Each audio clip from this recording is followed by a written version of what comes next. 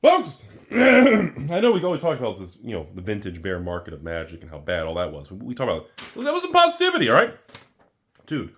I was going through everything, and I want to go over between Magic, Weiss, Pokemon, and Flesh and Blood. Some of the things that are in even Metazoo. Some of the things that are actually doing pretty good. So I made a list of all the things that we're seeing upticks on, and supply and sell through and everything. So first, we're gonna start with the obvious here. Let's talk about Pokemon.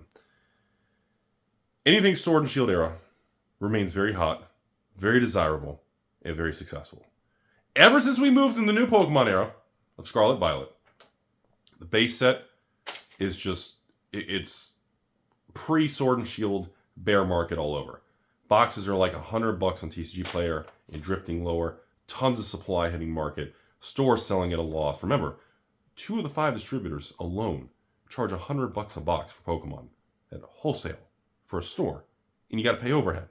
It's terrible. So, old Pokemon from Sword and Shield, gold. New Pokemon, the market, it's just a poop show. I mean, things are just flinging everywhere. People are all dramatic about it. If you're a fan of Pokemon, the Rudy opinion is, I would use these times right now, and over the next maybe 30, 60 days, I would add to those positions if you believe in this Pokemon in your long term, because the data shows that every Pokemon set that ages out of print and goes 5+ years performs incredibly well based on historical data. Obviously, we don't know if that's going to continue, but the odds look very favorable, and that you should definitely look into something like that if that's something you're into. So now, looking at Magic, Lord of the Rings collector boxes and Lord of the Rings Commander set seems to be the top 2. Lord of the Rings Draft and Set seems to be doing okay, but obviously is not as crazy hyped and everything. Obviously, Lord of the Rings collector boxes is off the chart. As of the filming right now, Lord of the Rings collector boxes on TCG Player just broke $400 plus tax. So people are spending on average $430 shipped to their door for a Lord of the Rings collector box. $430. Now, I told you all my opinion already. I think going into the 400s is risky on Lord of the Rings collector boxes. Yes, I haven't sold the Rudy large position. I don't like taking people's money early. And next week, or next Friday, which is the, I don't know, whatever it is, pre-release towards Lord of the Rings, I'll be running the Rudy patron thing, and I'll report all the data and everything for the collector boxes into the patrons and the commander sets and everything. I stand by my original opinion. Selling these products in that 300s, even if it's 350, even if it's 380, even if it's 360, depending on whatever quantity you want, is the correct, what I feel, more stable, safe price range. If you are selling these things, if you're paying $430 a box to your door right now, I think $430 is too high. That's, again, I know we hyped and we want to do Lord of the Rings to 1,000, 10,000, a million, and Lord of the Rings 69,000, but I still stand by my opinion. Getting into that 350, even 390, 389 shipped. But when you cross to this 430 right now, 425, 450 at some websites, I just think hitting that mid 400s, and that is just, the risk level's pretty high, because if they release an initial wave or anything happens, we could have a 10-20% retracement. So if you're into this for 430, and the market falls back to 390, well, if you paid 370, you're still in a very fair, safe, not crash and burning, not overpriced price range. So use caution on that. I know it's a big deal. I know even the non-one-of-one ring card, the non-$1,000,000 card, there's still a lot of cards of value. The land cycle, all these different versions and showcase frames, the other serialized cards, non-serialized cards, I know there's a lot of money in a lot of singles, which is helping support the value of the product, and it's also adding a very strong floor in the sell-through momentum, even at 430 with tax and shipping, which I think is too high. Even at 430, it's selling like crazy. So again, I could be wrong on the whole thing, and maybe Lord of the Rings collectors are worth over 400. It just seems a little skeptical. Cat Rudy is skeptical. But so far, the market is saying, Rudy, your price point of 350, 360, 380, 369. The market is telling me that price point is too low, because I'm watching it and people are willing to pay 430 all day long. And today alone, there's already like 60 sold boxes of Lord of the Ring collectors just in one day at 400 and about 428 to 435 shipped with taxes on TCG Player. That's a big number, man. And I thought as the price hit mid 400s, the sell-through volume would slow down, but it's not. And the fact that the market and the buyers are not slowing down in the 400s now, it's probably going to go higher, and it's probably going to hold most of that price. Even if we have, again, a 10% retracement post-release. I mean, shit, if people are paying $430, a 10% retracement, still $390s. It is what it is. So I feel most of the money in the CCG world is being absorbed by Lord of the Ring collectors.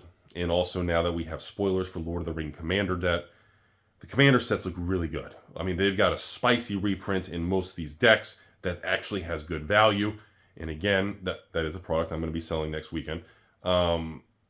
It looks better than I thought it would. I was hoping out of the 4 or 5 deck set, we would have at least 1 or 2 of the decks out of half the decks would have a good $10, $20, $30 reprint type card. I didn't expect all the Commander decks of Lord of the Rings to have an expensive reprint plus unique cards in it and plus the new art. I didn't think they would do that much with the reprint equity with the Lord of the Rings name attached. I thought they would just ride the name and the lore without needing to do the extra equity or expensive reprint. So that surprised me. So I expect a lot of strength on the Commander decks, similar to probably the Warhammer 40K decks. I mean, they're just good decks. And if you can get a good price or anything, under $200 for a deck set, shipped with taxes and shipping, I think it's a fair price to get multiple decks, good reprints and everything like that. It's a decent product. It is what it is. And again, draft and set for even in that mid 140, 160 range is still pretty fair for it, considering you got to remember these are not normal price things. Stores are not paying, $90 for a draft box on these. Stores are probably paying, I don't know, I didn't check the draft and set on these, but I think they're paying 140, 150. Is that right? Anyways, I want to move over a couple small things. We're going to go into the supplemental. So if you don't care about any of the other card games, everything going on in the market, and you're closed-minded and just a negative Nancy, you can go ahead and thumbs down the video and leave. We'll start with Metazoo. They released the rest of their native product to the market about 10-15 days ago. The market prices of Metazoo sealed boxes went from 140, 150, and as of the filming of this, they're about $100, 99 and change, so 100 plus tax. The most interesting part is not only are they still selling pretty solidly, but most stores are not selling the sealed boxes of Metazoo native. We are seeing the highest volume of secondary market singles from stores selling singles, cracking boxes, and even my own patrons. I had a record number of people who bought Metazoo native Rudy kits with the Rudy card, the playmats, the 2 release decks, blister packs, themes, spell books, 2 boosters. So yeah, 12 items in the kit, I think, 11 items. So even those kits that people bought from me a month ago for the $3.99 thing, it looks like this time a record number of the pages actually opened them. And a lot of people, especially chasing these dual resource aura cards that, look on TCG Player, $50 to $100 a card. And the sell-through on those is higher than the sealed product. So this is the first time we've seen that with Metazoo, and that's a really big deal, everybody. So Metazoo native is a major turning point, and I'm very, very happy that the company is able to do that, and the print run is in line, and everything looks good. And I'm very proud of them. They did a really good job. So next, we're going to go over to Weiss.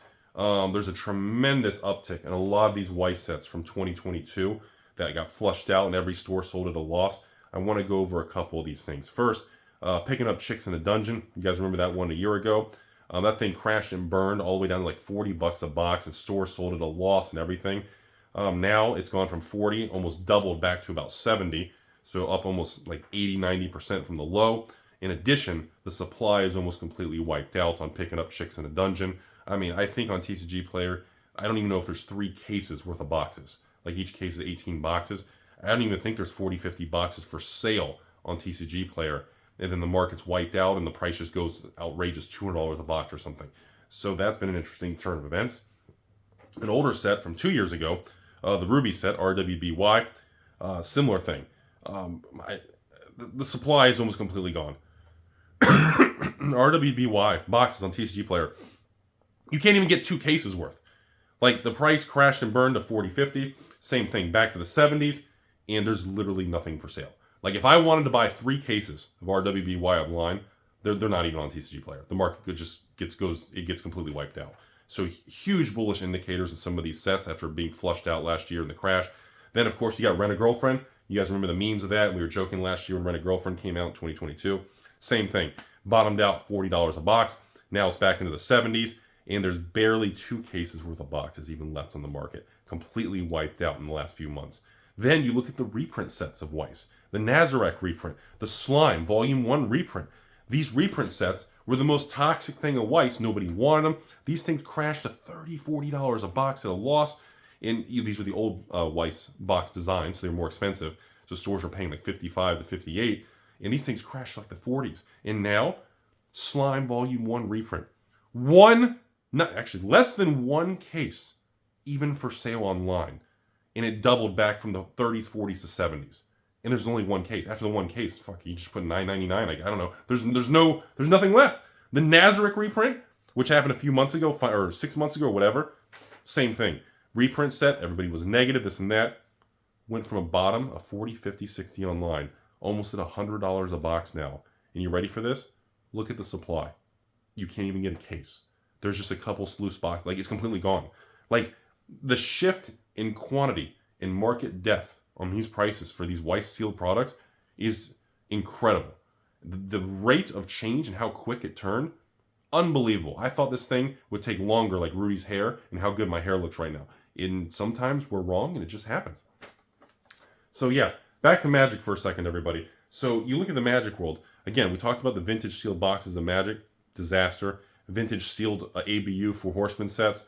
Very, very weak market. Not tanking anymore, but very weak. People putting supply, people contacting me all the time. I mean, the amount of contacts, I'm trying the best I can to reply to everybody, but AlphainvestmentsLLC at Gmail, PNP, pictures and prices. But it's just the supply and the amount of people trying to get out is just, it's concerning. It remains very, very turbulent in the vintage Magic the Gathering, post Magic 30 and everything that happened in Hasbro. It's been very rough. So, last but not least, I want to mention the Flesh and Blood situation. And then I need to mention Sorcery also, and then the Disney thing, Lorcana. Flesh and Blood, same thing. Interesting thing we've been following going into the Dusk Till Dawn in the summer here. The 10th Flesh and Blood major release.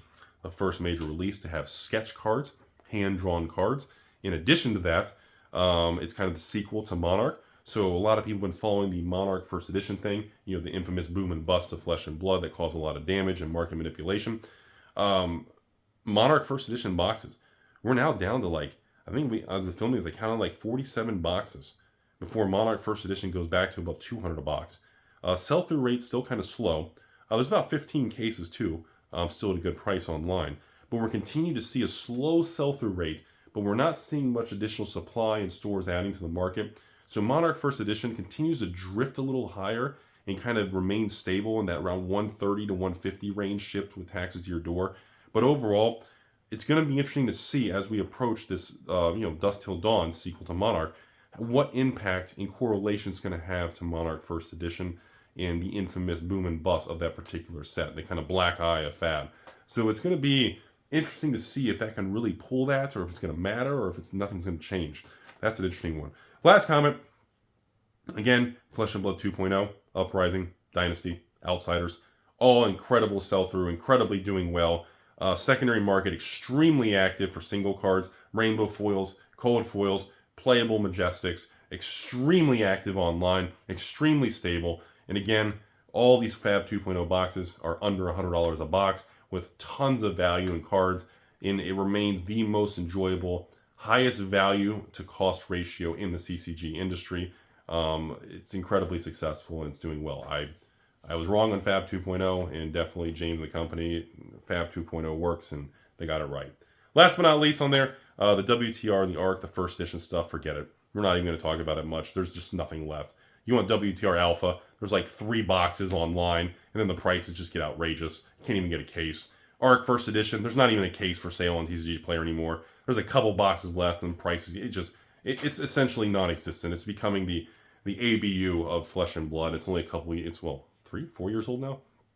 Supply is essentially gone, so forget it. All right, so let's end this video here. A couple things for people who are interested and don't hate me completely. Yes, the Source relaunch is coming later summer. I think it's September, October range for the beta launch.